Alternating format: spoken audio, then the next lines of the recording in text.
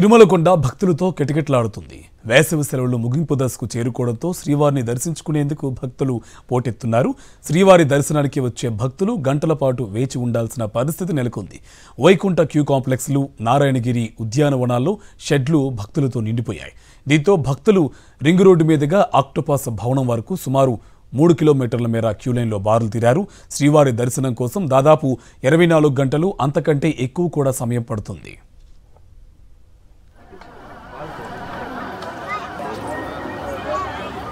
Line వచ్చేసింది.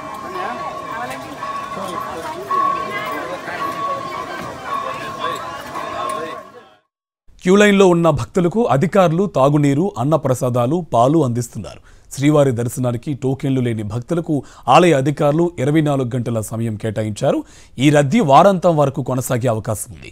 భక్తుల రద్దీని దృష్టిలో పెట్టుకుని సామాన్యులకు శ్రీవారి దర్శనం కల్పించేందుకు వీఐపీ బ్రేక్ దర్శనాన్ని రద్దు చేస్తున్నట్టు టీటీడీ ప్రకటించింది.